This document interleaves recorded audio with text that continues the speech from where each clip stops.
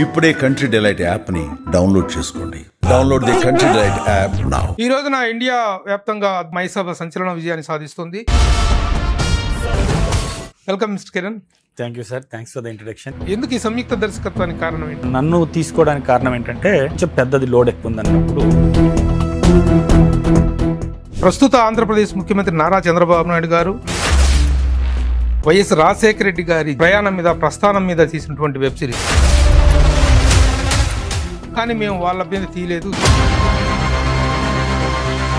మీరు భయపెట్టేస్తున్నారు. రాబోయే second season కానీ థర్డ్ సీజన్స్ లో కానీ ఇది పలానా పాత్ర, ఇది పలానా పాత్ర, ఇది నా నాయకుడు పాత్ర, లేదా ఇది నేను ఆరాధిస్తున్నటువంటి వ్యక్తి పాత్ర అని చెప్పి మీరు ఆడిన సేఫ్ ప్లే అని అంటాను. రాజారెడ్డి గారి పాత్ర నుంచి ఎలా తప్పించుకుంటారు? కథలో ఆయన రాయలసీమ నేపథ్యం ఉన్నటువంటి వ్యక్తి, ఫ్యాక్షన్ నేపథ్యం ఉన్న కుటుంబం, అది ఎలా వచ్చాడో ఆ ఫ్యాక్షన్ నేపథ్యంలోకి, దానిలోంచి ఎలా బయటపడే ప్రయత్నం చేశాడు. చంద్రబాబు నాయుడు గారి క్యారెక్టర్ చేసిన ఆది పినిశెట్టి చాలా బాగా చేశాడు. కొడితే రాజును కొట్టాలి, లేదంటే వాడి కింద బానిసలా బతకాలి. ఎంఎస్ రామరెడ్డి క్యారెక్టర్ చేసిన అతను రావు కదా. నీ వాళ్ళ ఉనికి కాపాడటం నీ ధర్మం, నా వాళ్ళ ఉనికి కాపాడటం నా ధర్మం. తెలుగుదేశం పార్టీ నుంచి వైఎస్ఆర్సీపీ పార్టీ నుంచి ఎదిరింపులు గాని లేకపోతే ప్రశంసలు గాని ఎంఎస్ఆర్ కు కొడుకుంటారు. తర్వాత ఎంఎస్ఆర్ కొడుకు కూడా ఉంటారు. ఆ ఇద్దరు, ఒకరు లోకేష్ గా ఒకరు జగన్మోహన్ రెడ్డిగా ఎదుగుతారా? చంద్రబాబు నాయుడు గారికి నచ్చిందా హెలికాప్టర్ ప్రమాదం సంఘటన, అలిపిరి సంఘటన?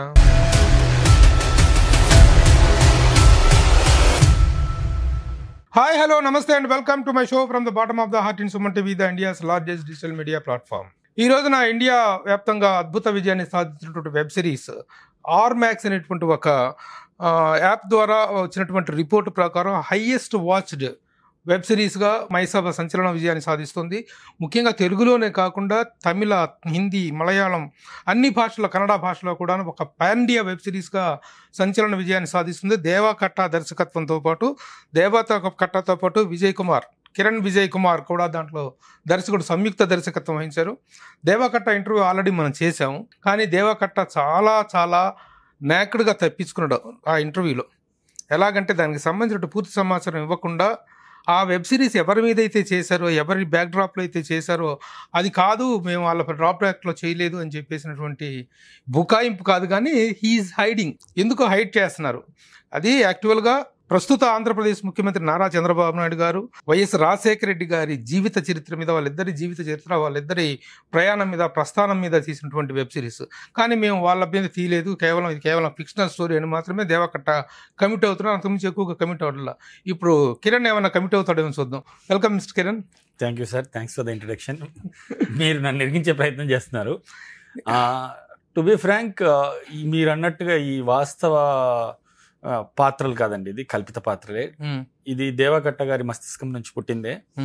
దీని వెనకాల ఉన్నత ఉద్దేశం ఉంది. కల్పిత పాత్రల ద్వారా చెప్పినప్పుడే అది రీచ్ అవుతుంది. లేదంటే కొంతమంది అభిమానుల మనోభావాలు దెబ్బతినడం, లేదా కొంతమంది వాళ్ళని ఇష్టపడే వ్యక్తుల మనోభావాలు దెబ్బతీయడం ఇష్టం లేక కొంత కల్పితం పూర్తిగా ఉన్నందువల్లే దాన్ని వాళ్ళది అని మనం క్లెయిమ్ చేసుకోలేం. ఎందుకంటే ఇది పూర్తిగా అవాస్తవం. మీకు అక్కడ జరిగిన సంఘటనలు కానీ, అక్కడ ఉన్న సన్నివేశాలు కానీ ఎక్కడ లేవు దాదాపుగా.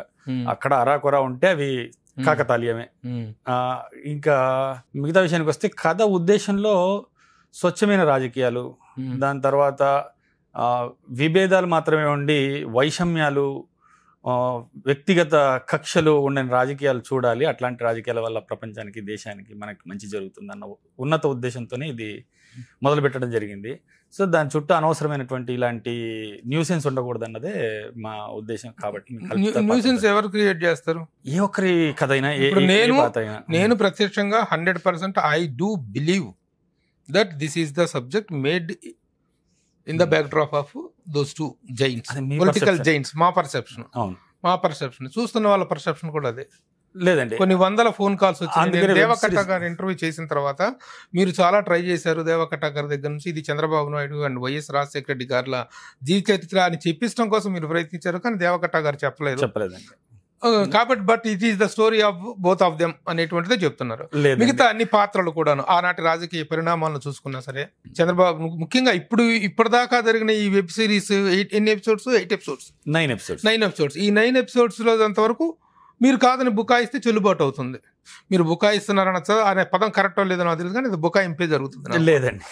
లేదండి ఇక్కడ కల్పిత పాత్రలతోనే చెప్పాలన్నది, కల్పిత సన్నివేశాలు కల్పిత పాత్రలతో చెప్పడం వల్ల ఏ పాత్రలో కల్పితం? అక్కడ రాజశేఖర రెడ్డి గారి పాత్ర కల్పితమా, చంద్రబాబు నాయుడు గారి పాత్ర కల్పితమా, ఇందిరాగాంధీ గారి పాత్ర కల్పితమా, ఇంకా మిగతా రాజకీయ నాయకులందరి పాత్రలు అక్కడ కళ్ళ ముందు కనిపిస్తున్నాయి.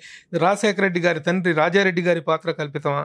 దాంట్లో కల్పిత పాత్రలు ఏవైనా ఉన్నాయో చెప్పమంటే నేను చెప్తాను. నేను నారా చంద్రబాబు నాయుడు గారు కాలేజీలో ఉన్నప్పుడు ఒక సినిమా యాక్టర్తో ఎవరితోనో చిన్న ఫ్లర్ట్ లాంటిది ఉంది అనేటువంటి ఆ ఫ్లర్టింగ్ క్యారెక్టర్ కల్పితం అండి అంటే ఓకే మేము నమ్ముతాం. అది అవాస్తవం అండి, అది ఎక్కడ అది జరగలేదు కాబట్టి అది ఫిక్షన్. అంతవరకు ఫిక్షన్ అంటే ఒప్పుకుంటాం, అది ఒప్పుకుంటాం. మిగతా కొన్ని పాత్రలు ఏమైనా కొన్ని ఫిక్షనల్ క్యారెక్టర్స్ ఉన్నాయంటే ఉంటుంది. But main characters of that your web series are intended and they are the replicas of these people అంటే మీరు ఎలా సమర్థించుకుంటారు?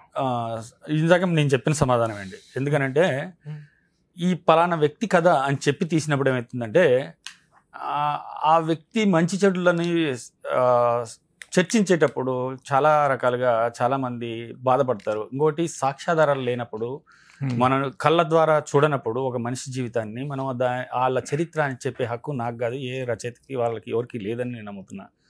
మన ఉద్దేశం ఏంటి? 1970 నుంచి 80-90 వరకు ఉన్న అప్పటి రాజకీయ సాంఘిక పరిస్థితులను చెప్తూ రాజకీయాల్లో స్వచ్ఛత ఎంత అవసరం, స్వచ్ఛత ఉండడం వల్ల ఎట్లాంటి ప్రగతి చేకూరుతుంది అని చెప్పే ప్రయత్నమే తప్ప ఇందులో ఎవరిని మనోభావాలు దెబ్బతీయాలని గాయపరచాలని లేదు.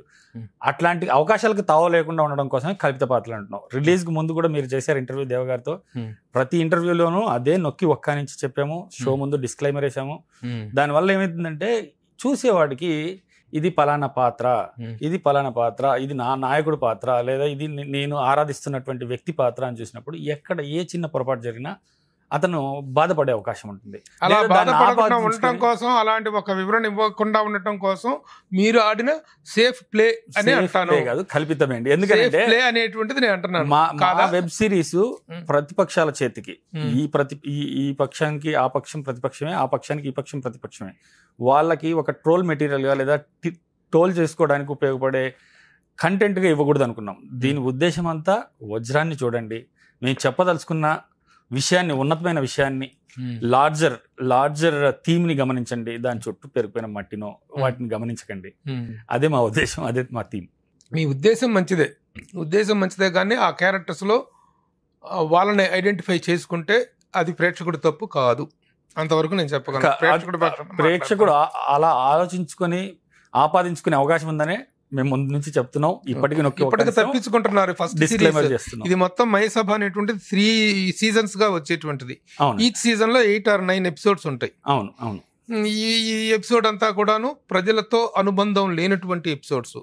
కానీ నిజ జీవితంలో రాజశేఖర రెడ్డి గారు అండ్ చంద్రబాబు నాయుడు గారు రాజకీయ ప్రత్యర్థులుగా తలపడినటువంటి సందర్భాలు అసెంబ్లీలో కానీ రాజకీయ ప్రచారాల్లో కానీ ఎక్కడైనా వాళ్ళు రాజకీయ ప్రత్యర్థులుగా తలపడిన సందర్భాలు అవి చాలా ఉన్నాయి.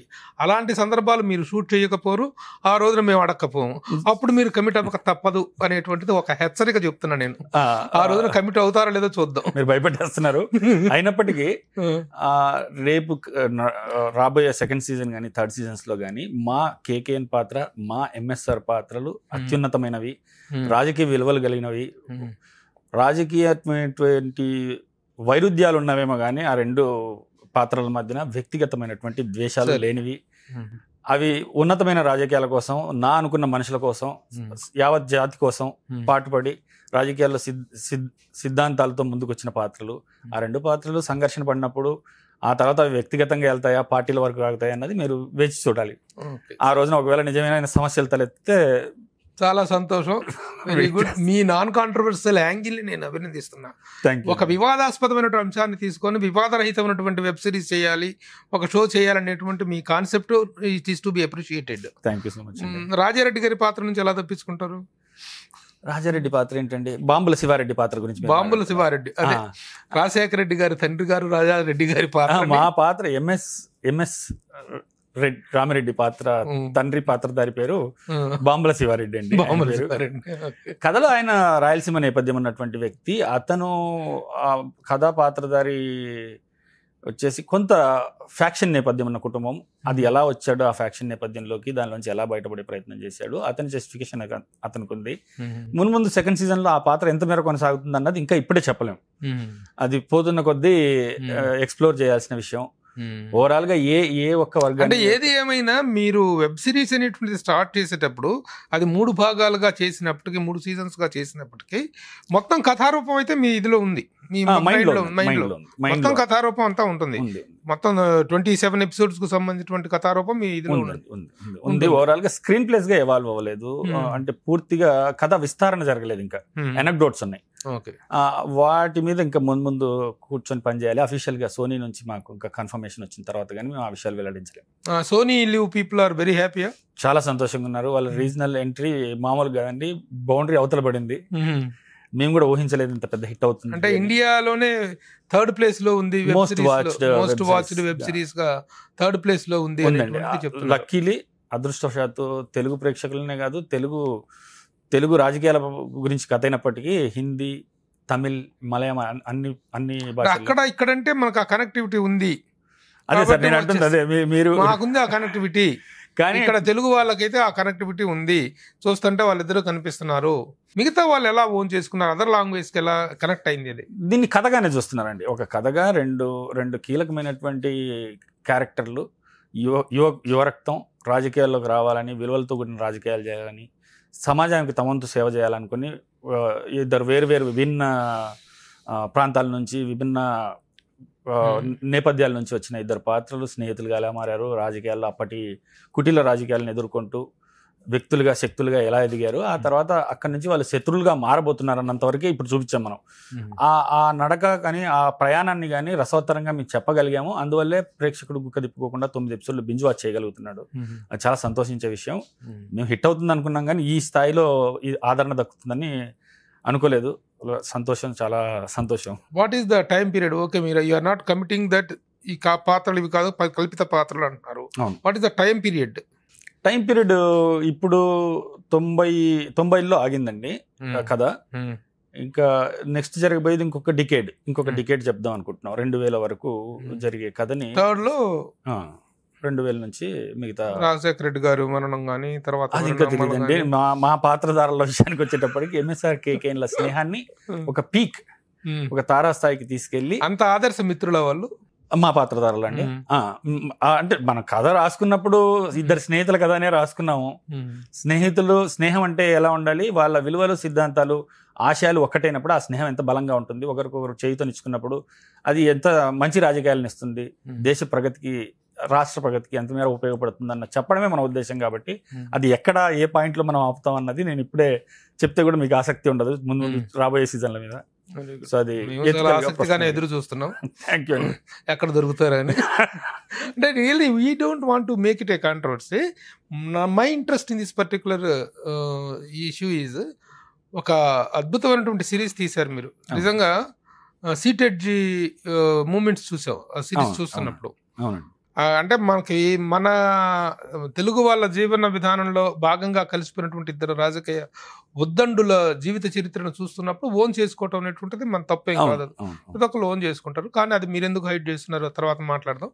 కానీ ఎక్కడో చోట దొరుకుతారు, సంతోషం. తర్వాత సంయుక్త దర్శకత్వం. Deva Katta himself is an established director. అవునండి. తను డైరెక్టర్ అయ్యింది, మీరు ఇద్దరు కూడా దర్శకద్వయం. అవును. ఎందుకు ఈ సంయుక్త దర్శకత్వానికి కారణం ఏంటి? తను ఎలా రూమ్ ఇచ్చాడు మీకు? How it happened? మీరు అన్నట్టుగా దేవ గారు ఆల్రెడీ ఎస్టాబ్లిష్డ్ డైరెక్టర్, 4-5 సినిమాలు తీశారు ఆయన. పేరుంది ఆయనకి ఇండస్ట్రీలో ఒక దర్శకుడిగా, రచయితగా.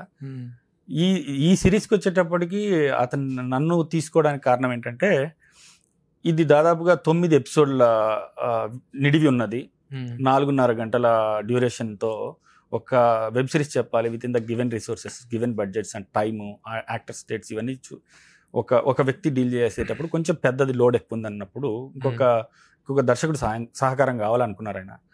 ఎస్టాబ్లిష్డ్ డైరెక్టర్లతో వెళ్ళే అవకాశం ఉన్నప్పటికీ నాకు ఆయనతో ఉన్న ట్రావెల్ వల్ల, నా మీద ఆయనకున్న నమ్మకం వల్ల ఆయన నేను సినిమా చేద్దాం అనుకుంటున్న రోజుల్లోనే సినిమాకి ప్రయత్నం చేస్తున్నాను నా ఇండిపెండెంట్ లాంచ్ కోసం.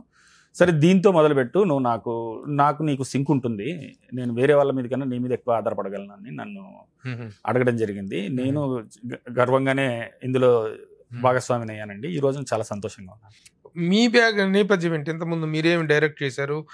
డైరెక్షన్ ఫీల్డ్లో కానీ, రైటింగ్ ఫీల్డ్లో కానీ మీకున్న ప్రీవియస్ ఎక్స్పీరియన్స్? నేను సినిమా ఫీల్డ్కి వచ్చి చాలా కాలమైంది. అసిస్టెంట్ డైరెక్టర్గా చాలా సినిమాలు చేశానండి. కో డైరెక్టర్గా చాలా సినిమాలు. ఎవరెవరి దగ్గర? కృష్ణవంశీ గారి దగ్గర చేశాను బిగినింగ్లో, తేజ గారి దగ్గర చేశాను, ఆ తర్వాత ప్రవీణ్ సత్తారు, దేవకట, ఇలా చాలా మంది డైరెక్టర్లతో పనిచేస్తున్నాను. మల్టిపుల్ డైరెక్టర్స్ 8-9 మంది డైరెక్టర్లతో పనిచేస్తున్నాను. రచయితగా కూడా ఈయన నన్ను ప్రోత్సహించారు. ఈయన ముందు సినిమా రిపబ్లిక్ సినిమాకి నన్ను స్క్రీన్ ప్లే రచయితగా అతని భాగస్వామిగా చేసుకున్నారు. సో ఆ సినిమాతో మా ఇద్దరు జల్లు కుదిరింది. స్క్రీన్ ప్లే క్రెడిట్ ఇచ్చారు నాకు అక్కడ. నా రైటింగ్ స్టైల్, ఆయన రైటింగ్ స్టైల్ కొంచెం అలైన్ అయ్యాయి. అక్కడ నుంచి ఈ వెబ్ సిరీస్ కూడా రచయితగానే నన్ను ఫస్ట్ ప్రోత్సహించారు. ఇద్దరం కలిసి రాసాం స్క్రీన్ ప్లేస్. ఇంకా సెట్స్కి వెళ్తున్నాం అనేటప్పుడు ఒక సపోర్ట్ కావాలనుకున్నప్పుడు ఇక్కడ ఎందుకు, రాసింది కూడా నువ్వు పూర్తిగా ఇన్ అండ్ అవుట్ తెలుసు, నా ఫిలాసఫీ కూడా నీకు తెలుసు, కొంచెం దగ్గరగా ఉంది, నా మోటివ్ కూడా తెలుసు, కాబట్టి నువ్వే రైట్ పర్సన్ అంటూ నన్ను అడిగారండి. ఇది ఓవరాల్గా ప్రయాణం. దుర్యోధనుడు కనుక కర్ణుడికి అర్ధసింహాసం ఇచ్చినట్టుగా వీళ్ళు. ఎందుకంటే ఎవరైనా క్రెడిట్ ఇస్తారు కానీ ఆఫ్ క్రెడిట్ ఇవ్వటువంటిది ఏదో సోలో క్రెడిట్, కో డైరెక్టరో ఎగ్జిక్యూటివ్ డైరెక్టరో ఇంకేదో ఒక పదం క్రియేట్ చేసి ఇస్తారు కానీ జంట దర్శకత్వం అనేటువంటిది అది ఆయన ఔన్నత్యమే అండి. వండర్ఫుల్ కోఆర్డినేషన్ మీ ఇద్దరి మధ్య. అవునండి, ఆయన గొప్పతనం అది. యాక్చువల్గా అతనికి అవసరం లేదు. బయట చాలా మంది మీరు చూస్తూనే ఉంటారు, సీనియర్ పాత్రికేయులు, మీకు తెలుసు, చాలా మందిని వాడుకుని పేర్లు ఇవన్నీ దాఖలాలు కూడా చాలా ఉన్నాయి. ఆయన అట్లాంటి భావదారిద్ర్యంలో బతకటం లేదు. ఒక మనిషి శ్రమని, కృషిని గుర్తించడంలో ముందుంటారు. సో నేను ఇండిపెండెంట్ గా డైరెక్టర్ అవ్వాల్సిన ఇక్కడ డైరెక్షన్కి ఇచ్చినప్పుడు నా శ్రమ దోపిడి కానీ దీన్ని చేసే అట్లాంటి వ్యక్తి కాదు. భావదారిద్ర్యం లేదని మాట కరెక్ట్. ఎందుకంటే ఆ రోజున తర్వాత జరిగిన సక్సెస్ మీట్ లో తను ప్రతి ఒక్కళ్ళకి నా పేరు ఏమన్నా మర్చిపోయానేమో అని చెప్పేసి, అవునండి, చిన్న సెట్ బాయ్స్ దగ్గర నుంచి ప్రతి ఒక్కరిని పేరు నా చెప్పినప్పుడు ఆ క్యారెక్టర్ ఏంటో అర్థమవుతుంది. నేను how sincere he is and how royal he is 100% అండి. వ్యక్తిగా నాకు ఇప్పుడు నాతో పాటు డైరెక్టర్ పార్ట్నర్గా లేదా ఆయన సీనియర్ డైరెక్టర్గా కన్నా కూడా నాకు ముఖ్యంగా ఆయన వ్యక్తిత్వం మీద చాలా ఆయన వ్యక్తిత్వం నా మీద చాలా ప్రభావం చూపించింది. అంటే ఒక మనిషి ఇంత ఇంటిగ్రిటీతో, ఇంత వాల్యూ సిస్టమ్తో కూడా బతకొచ్చు ఈ సిస్టంలో అనే దానికి ఒక ఉదాహరణ కనిపించాడు నాకు ఆయన. నాకు చాలా విషయాల్లో నన్ను మనిషిగా చాలా ఇన్ఫ్లుయెన్స్ చేశారు ఆయన. ఈ వెబ్ సిరీస్ లో ఒక్కొక్క యాంగిల్లో అప్రిషియేట్ చేసినటువంటి అంశాలు చాలా ఉన్నాయి. ముఖ్యంగా డైలాగ్ పార్ట్. అవును, డైలాగ్ పార్ట్ లో అద్భుతమైన పంచెస్. అవును, చాలా బాగున్నాయి డైలాగ్స్ అనేటువంటి. అది ఎవరిది కాంట్రిబ్యూషన్ ఎక్కువ? మీ ఇద్దరు డైలాగ్స్ అన్న దగ్గర ఎవరికి టైటిల్ పడింది? డైలాగ్స్ అంటూ కార్డ్ లేదండి. స్క్రీన్ ప్లేలోనే డైలాగులు కూడా ఒక భాగం. యూజువల్ గా దానికంటే సపరేట్ క్రెడిట్ ఎవరు వేరే రాయలేదు, ఇద్దరం రాసుకున్నాము. బట్ ఆయన మాస్టర్ డైలాగులు రాయడంలో మనం అంతా ఆల్రెడీ ఎక్స్పీరియన్స్ చేస్తున్నాం. ప్రస్థానంలో కానీ, ఆటో నగర్ లో కానీ, అంటే చాలా పదునున్న డైలాగులు, ఫిలాసఫీ ఉన్న డైలాగులు ఆయన సొత్తు, ఆస్తి. సో నేను రాయలేదని కాదు కానీ మేజర్ పార్ట్ ఆయనకే క్రెడిట్ దక్కుతుంది. ఓకే సార్, ఈ విధంగా వచ్చి ఎన్ఆర్ఐలుగా వచ్చి సక్సెస్ అయినటువంటి చాలా మంది, ఈ దేవాకట్టను, మన క్రిష్, శేఖర్ కమ్ముల ఎన్ఆర్ఐలుగా ఉండి అక్కడ జాబులు చేసుకుంటే ఇక్కడికి వచ్చేసి డైరెక్టర్గా సక్సెస్ అయిన వాళ్ళ కుక్కునూరు, అవునండి, అందరూ కూడాను మిమ్మల్ని చూసి పులివాత పెట్టుకుంటూ కొన్ని వందల మంది అమెరికా నుంచి వచ్చి వీళ్ళని వచ్చేసి ఇక్కడ ఎందుకు కొరగాకుండా పోతున్న వాళ్ళు చాలా మందిని జరగొడుతున్నారు వీళ్ళు. అది వాళ్ళే సమాధానం చెప్పాలి. రియల్లీ ఈ నలుగురు ముఖ్యంగా they have come to A range. అంటే ఆ తపన మనసులో ఉన్నప్పుడు, ఆ జ్వాల అగ్ని లోపల ఉన్నప్పుడు ఎక్కడ ఒక చోట నిలకడగా ఉండనివ్వదండి. అమెరికాలో ఉద్యోగాలను సెటిల్డ్ లైఫ్లు, మంచి జీవితాలు, అక్కడ సిటిజన్షిప్ లతో ఉన్నా కూడా వాళ్ళు సినిమా మీద ప్యాషన్ తో ఇక్కడికి వచ్చి సినిమాలు చేయడం, వాళ్ళందరూ మంచి సినిమాలు చేయడం, కొత్త బాటలు వేయడం హర్షణీయాంశమే. మా లాంటి వాళ్ళందరూ కూడా స్ఫూర్తిదాయకం అది. అదే తర్వాత డైలాగ్ పార్ట్స్ అంత పవర్ఫుల్ గా వచ్చినాయి. తర్వాత music halls very well. Music director కూడా ఇక్కడ మన లోకల్ కాదండి, చెన్నై అతను శక్తికాంత్ కార్తిక్ అతని పేరు. ముందు ఫిదా సినిమా చేశారండి శేఖర్ కమలది. ఆ సినిమా మ్యూజిక్ లేబుల్ ఆడియో చాలా పెద్ద హిట్. ఆ తర్వాత గాడ్స్ ఆఫ్ ధర్మపురి అని జీలో ఒక వెబ్ సిరీస్ వచ్చింది, అనీష్ కుర్విల్లి డైరెక్ట్ చేశారు. బృంద అని మన త్రిష మెయిన్ లీడ్ గా సోనీ లివ్ లోనే ఒక వెబ్ సిరీస్ వచ్చింది, దానికి చేశాడు. చాలా మంచి మ్యూజిక్ ఇచ్చాడు, బ్యాక్గ్రౌండ్ స్కోర్ కావచ్చు, పాటలు కావచ్చు. సో మేము మ్యూజిక్ డైరెక్టర్ కోసం ఎత్తుతున్న టైంలో ఇవన్నీ చూసిన తర్వాత ఆయన్ని ఎంచుకోవడం జరిగింది. ఆయన చక్కటి న్యాయం చేశాడు. మీరు ప్రేక్షకులు ఆల్రెడీ రాకముందు కంటెంట్ నేను చెప్పడం బాగుంటుందేమో కానీ వచ్చిన తర్వాత మీ అందరూ విట్నెస్ చేశారు దాన్ని. సో చక్కగా ఇచ్చాడు, సన్నివేశానికి తగ్గట్టుగా మ్యూజిక్ ఉంది, అన్ని క్రాఫ్ట్లు. అట్లాగే కెమెరా, పర్టికులర్ గా cameraman has done a wonderful job. తను ఆల్రెడీ ఎక్స్పీరియన్స్డ్ కదా, ఎక్స్పీరియన్స్డ్ అండి. దీనికి ఇద్దరు డిఓపీలు చేశారండి. బిగినింగ్ లో 30% వచ్చేసి జ్ఞానశేఖర్ అని, ఆయన సీనియర్ డిఓపి బాబా గారు ఆయన చేశారు. తర్వాత కొంత సమయభావం వల్ల ఆయనకి ముందున్న డేట్ల వల్ల కుదరలేదు ఆయనకి మాకు కావాల్సిన షెడ్యూల్లో చేయడం. He was loving to work with us. మాకు కొంచెం సమయభావం వల్ల డేట్స్ కుదరనప్పుడు క్లాష్కి ఒక ఆయన వచ్చారు, సురేష్ రఘుతు అని. ఇప్పుడు దీనికి 70% చేశారు. చక్కగా చేశాడు. మేము అనుకున్న వర్కింగ్ డేస్ లో మేము కావాల్సిన క్వాలిటీతో, చాలా రైట్ టాలెంట్, కరెక్ట్ గా లైట్ కోసం చూస్తున్నారు. ఈ షో పడింది, ముందు ఇంకా మంచి సినిమాలు చేస్తాడని ఆశిస్తున్నామండి. ఇంతకుముందు చేశారండి ఆయన, సెంథిల్ గారు అసిస్టెంట్, డిఓపి సెంథిల్ గారు అసిస్టెంట్. ఆకాశవాణి అని ఒక సినిమా చేశారు, అది మంచి పేరు తెచ్చింది. చాలా సినిమాలు చేస్తున్నారు, బాబుల్ గమ్మని, సినిమాలు చేస్తున్నారు. ఇక పాత్రల ఎంపికను ప్రత్యేకంగా అభినందించాల్సిన అవసరం ఉంది. ముఖ్యంగా ఆ బాంబుల శివారెడ్డి పాత్రకి అతన్ని ఎంపిక చేశారు కదా, వండర్ఫుల్ సెలక్షన్. థ్యాంక్ యూ అండి. మెథడ్ యాక్టర్ లాగా చేశాడు అతను. విడిగా చూస్తే ఆయన పేరు శంకర్ మహంతి. విడిగా చూస్తే చాలా కామ్ గా, చాలా జెంటిల్ గా, పెద్ద మనిషిలాగా ఉన్నాడు. కానీ ఆ క్యారెక్టర్ లో కూర్చుంటే దాని తాలూకు ఆ విగరస్ ని, ఆ ఇదిని చాలా బాగా చేశాడు బాంబుల శివారెడ్డి క్యారెక్టర్. అలాగే ఇక చంద్రబాబు నాయుడు గారి క్యారెక్టర్ చేసిన క్యారెక్టర్ కేకే పూర్తి పేరు కృష్ణమనాయుడు, కాకర్ల కృష్ణమనాయుడు క్యారెక్టర్ ఆది పినిశెట్టి. అద్భుతమైన సెలక్షన్, చాలా బాగా చేశాడు.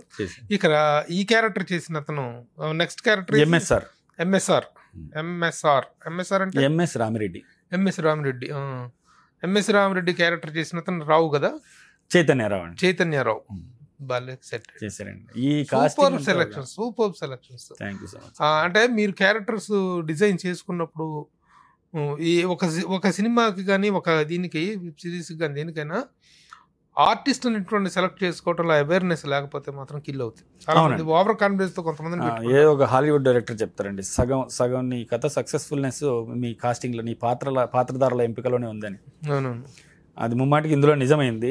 పెద్ద స్టార్ వాల్యూ లేదు మనకి, సినిమా కాదు, పెద్ద స్టార్లతో చేయట్లేదు. చేయనప్పుడు ఒక కథని కంప్లీట్ గా, మా కథకి రూపం వాళ్ళ మొహాల ద్వారానే మనం చెప్పబోతున్నాం. రైట్ పర్సన్స్, రైట్ ఫేస్ దొరకపోయినప్పుడు ఆ కథ కొంత జనరేషన్ లాస్ అయ్యే అవకాశం ఉంది. చిన్న క్యారెక్టర్లు కూడా చాలా బాగా సెట్ అయ్యాయి.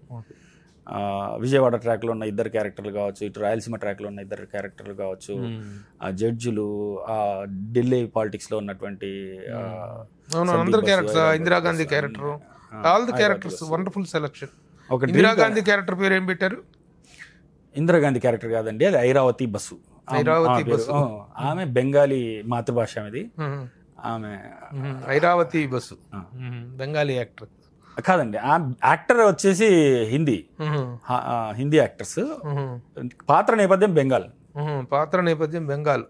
నుంచి పెట్టారనమాట.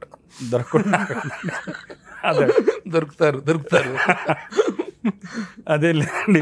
అది కాదు, నీకు ఈ రెండు పార్టీల నుంచి, తెలుగుదేశం పార్టీ నుంచి, వైఎస్ఆర్సీపీ పార్టీ నుంచి ఏంటి మా చంద్రబాబు నాయుడు గారు క్యారెక్టర్ పెట్టారు, ఏంటి మా రాజశేఖర రెడ్డి గారు క్యారెక్టర్ పెట్టారు అనేటువంటి బెదిరింపులు కానీ, లేకపోతే ప్రశంసలు కానీ వచ్చినాయా?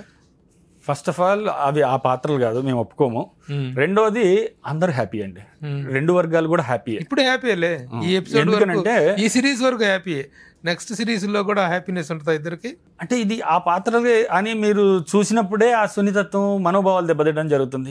ఇవి కల్పిత పాత్రలుగా చూసినప్పుడే మీరు దానిలో ఉన్న ఉన్నతత్వాన్ని స్వీకరించగలుగుతారు. అదే చెప్పే ఉద్దేశం. ఇప్పుడు ఈ ఇంటర్వ్యూ కానీ సిరీస్ స్టార్టింగ్ ముందు నుంచి కూడా చెప్తున్నది అదే.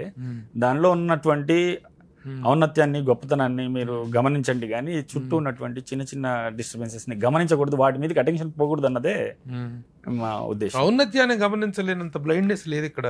లేదండి, ఈ మధ్య కొంచెం విజయ్ అంత బ్లైండ్నెస్ ఇక్కడ లేదు. ఔన్నత్యాన్ని గమనించగలము, దాంట్లో ఔచిత్యాన్ని గమనించగలం, లేకపోతే దాంట్లో ఉన్నటువంటి లోపాలని గమనించగలం. లోపాలేమి లేవు, కానీ మీరు అన్నట్టుగా సెకండ్ సీజన్కి వచ్చేటప్పటికి కొంచెం కత్తి మీద సామ్ లాంటి విషయం డెఫినెట్ గా వచ్చింది. బ్యాలెన్స్ చేస్తాము ఇప్పుడు చేసినట్టుగానే. మీరు అన్నట్టుగా మీరు ఆ రోజున టీజర్ వచ్చింది, మీరు ఇంటర్వ్యూ చేసే టైంకి, రిలీజ్ ముందు చేశారు.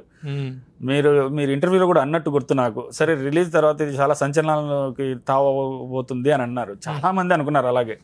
టీజర్ రాగానే ఇది ఖచ్చితంగా ఒక న్యూసెన్స్ అవుతుంది, రచ్చ జరగబోతుంది, ఎన్నో వివాదాలు అన్ని చుట్టుముడతాయి దీన్ని అనుకున్నారు. రిలీజ్ తర్వాత చాలా స్ట్రైకింగ్లీ అందరి ఆమోదాన్ని మేము పొందగలిగాం. సెకండ్ సీజన్ కూడా అదే ప్రయత్నం ఉంటుంది, మేము అలాగే చేస్తామని గట్టి నమ్మకంతో ఉన్నాం.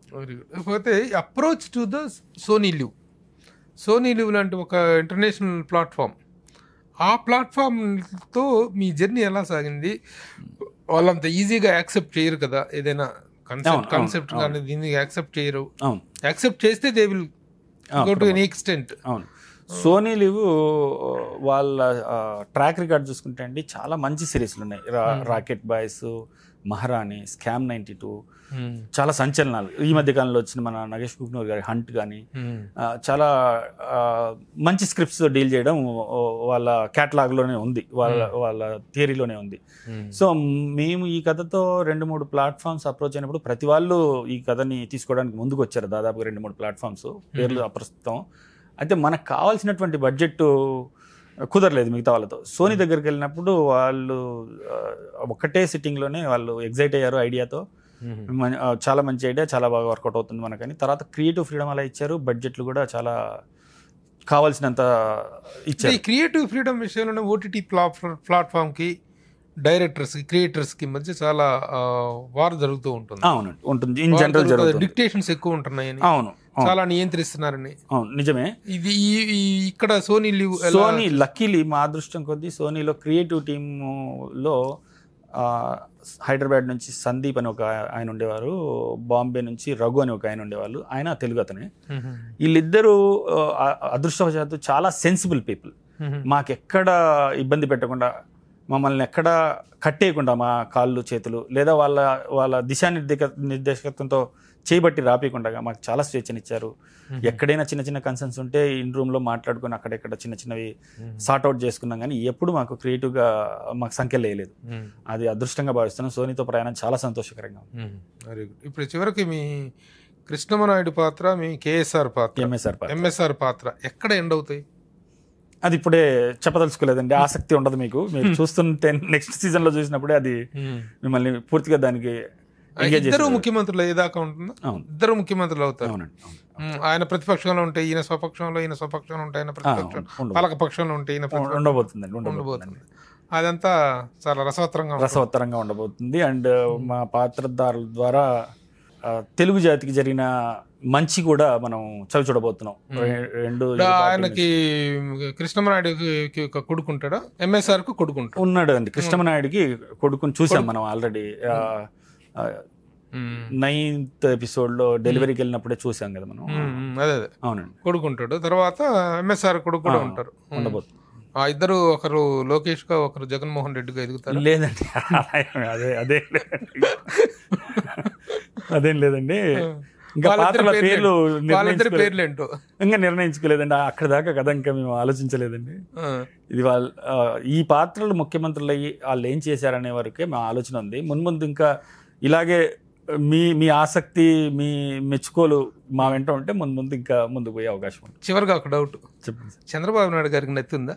కేకేఎన్ పాత్రకు ఉందండి. అదే కేకేఎం పాత్రకి చంద్రబాబు నాయుడు గారిని పోలినటువంటి పాత్రకి నత్తి ఉందా? నత్తి మా పాత్రకి కథలో పాత్రకి నత్తి ఉండడానికి కారణం ఏంటంటే అండి, ఒక వ్యక్తి, ఒక సామాన్యుడిగా, ఒక రాజకీయ ఉద్దండుడిగా ఎదిగే ముందు ఒక వ్యక్తి సామాన్యుడిగా తన సొంత బలహీనతల్ని, చుట్టూ ఉన్న కుటుంబ సామాజిక పరిస్థితుల్ని, రాజకీయ కుట్రల్ని, ఆశల్ని, వీటన్నిటిని పెట్టుకుని వాటిన్నిటి పోరాడి ఎదిరించి గెలిచి ఉద్దండుడిగా అయి చివరిగా ఒక తన కష్టము, తన కృషి, తన శ్రమ, తన పోరాటం దేనివైపు అని ఒక మొనలాగ్ ఇస్తాడు 5 నిమిషాల పాటు మొనలాగు సిరీస్లో లాస్ట్కి వచ్చేటప్పటికి. ఈ ప్రయాణం ఒక మనిషి విజయానికి ఎన్ని రకాల ఆటుపోట్లని ఒడిదుడుకుల్ని ఎదుర్కొంటే ఒక మనిషి హీరోగా నిలబడతాడు అని చెప్పడం ఉద్దేశం కోసమే చిన్న బలహీనత పెట్టడం, ఆయన సామాజిక ఆర్థిక స్థితిగతుల్లో కొంచెం ఇది కథకి మీరు సీనియర్ జనరేషన్లో సినిమాని చూసేటప్పుడు ఒక పాత్ర రాసుకునేటప్పుడు మనం ఎక్కడి నుంచి ఇక్కడ ఇతని ప్రయాణాన్ని చెప్పాలంటే అన్ని ఒడిదుడుకులు ఉన్నప్పుడే ఆ హీరో పాత్ర బంగారమై బయటకు వస్తుంది కదా, అదే ఉద్దేశం తప్ప ఒక కథకుడిగా చివరి దాకా ఉండదు లేదు కదండి.